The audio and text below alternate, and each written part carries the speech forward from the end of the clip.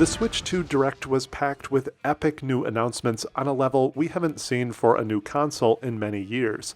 It's clear Nintendo has been hard at work behind the scenes on a variety of ambitious projects. However, for me personally, it was some of the more secondary announcements that really captured my attention, or that I feel the most excited about, such as the 4K 60 FPS support for Prime 4. Obviously, I'm excited for the new hardware, Mario Kart World, the new Donkey Kong, and so on, but the one announcement that really delivered both excitement and nostalgia in a powerful way was the announcement of GameCube games for the Switch Online library, an experience now apparently rebranded as Nintendo Classics. The GameCube is honestly my favorite Nintendo console of all time, so despite the relatively short runtime of the 2-minute announcement, there is still so much to unpack and discuss here. So please consider subscribing if you enjoy this content, and let's dive in. So at the most fundamental level, the reason I'm most excited about this announcement is that it preserves and supposedly even enhances the amazing GameCube library for longtime fans, and also exposes this underappreciated generation to the massive Switch ecosystem and audience. The GameCube was tragically a commercial failure for Nintendo, selling only around 21 million units or so, which means it barely outsold the Wii U's 13 or 14 million. Despite this failure though, the GameCube had a shockingly high quality and deep library of games. The GameCube was also arguably the last time Nintendo competed directly with Sony and Microsoft in terms of console horsepower and technically driven games, resulting in a quality, refined library that was in some ways ahead of its time.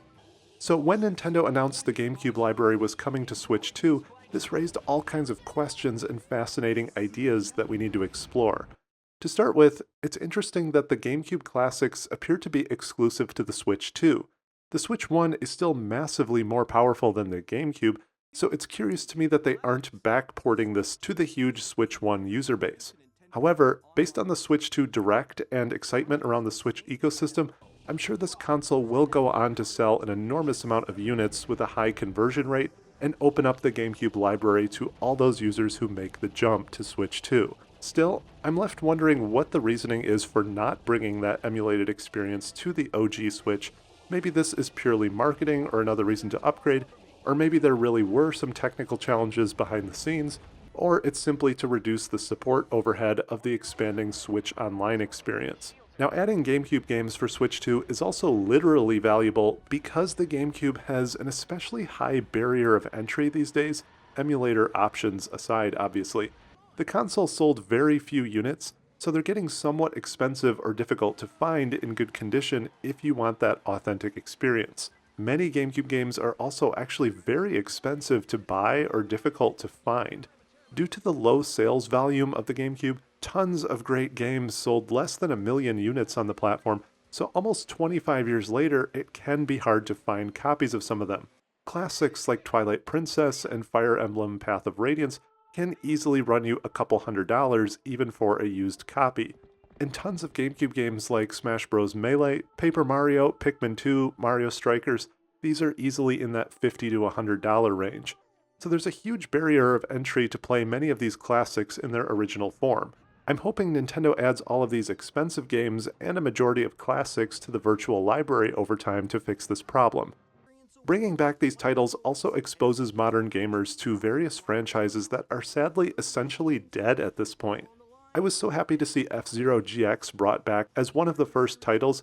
It's arguably the greatest arcade racer of all time. I have a video all about it on my channel, but there hasn't been a major new entry in the series in over 20 years. Players have been begging for a remaster of this game, so a high-res classic port is the next best thing here. Other franchises like Star Fox, which hasn't had a new entry in around a decade, were really at their peak during this time period. Many of Nintendo's sort of secondary franchises were firing on all cylinders on the GameCube, and that's why the library has both breadth and depth. Now, I have plenty of questions about the technical implementation of these games as well. Although it's a retro or classic console, GameCube games are significantly more complex and graphically advanced than anything else we've seen through Switch Online. Many of these games honestly hold up pretty well today, particularly those that feature the Triforce of GameCube graphics via progressive scan, 60 frames per second, and widescreen support.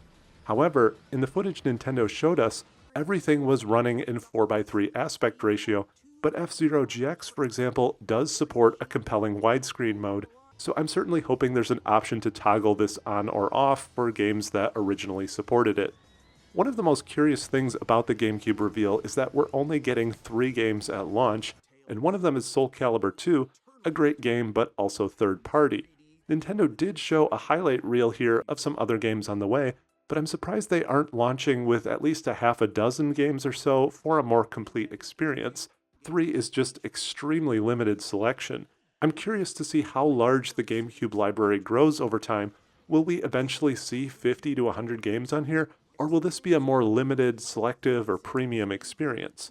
Another burning question I have is how Nintendo will treat these GameCube classics versus existing or future remasters from that generation. GameCube games hold up extremely well with minor texture cleanup and a resolution boost, which makes them an easy target for paid HD ports. We also already received remasters or HD ports for some of the high-profile GameCube games, such as Pikmin 1 and 2, Wind Waker, and Twilight Princess for Wii U, which were again notably absent from this direct, as well as Mario Sunshine, Paper Mario, Metroid Prime Remastered, endless Resident Evil 4 editions, and so on. So will Nintendo take into account existing ports and remasters of these games when they choose which games come to the GameCube Classics platform? Or will they see this as its own thing and just add most of the classics regardless? I'd love to see the original forms of many of these games available on a modern platform again. There's really no clear answer here though, because on the one hand we are getting Wind Waker, which was remastered at one point, but most of the other upcoming games aren't available on Switch as ports, such as Mario Strikers, Luigi's Mansion 1, or Fire Emblem. Anyways, I just hope we get as many GameCube classics as possible, and the key titles aren't ignored because they exist on ports in other forms. The GameCube Classics experience could also solve a number of frustrating gaps in the games Nintendo never ported from this generation. For example, Metroid Prime 2 Echoes is still not playable on the Switch in any form, despite Prime 4 releasing later this year.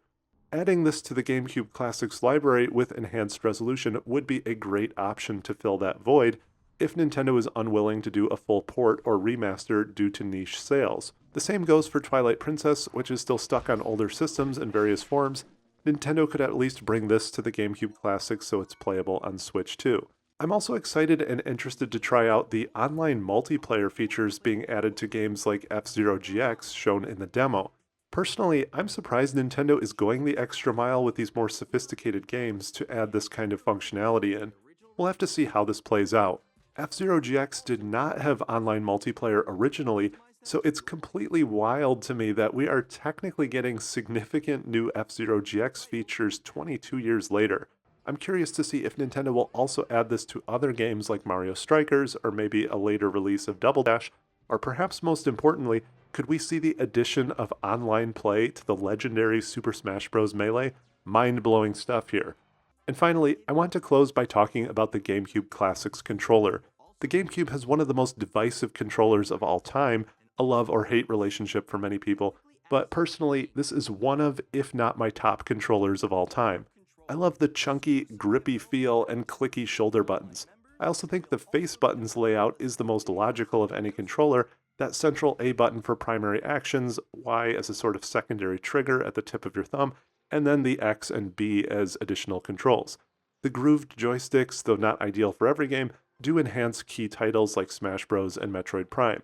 Many games just feel like they were designed around this controller, and I'm so glad Nintendo's bringing it back yet again. Despite the controversy, the GameCube controller has technically been supported on every single Nintendo home console since its release. The Wii, the Wii U, and Switch 1 all support it in various ways.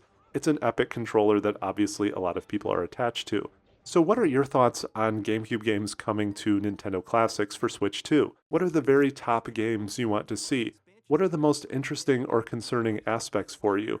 Please consider subscribing if you enjoyed this content, leave a comment, and let's discuss. I think this is going to be awesome.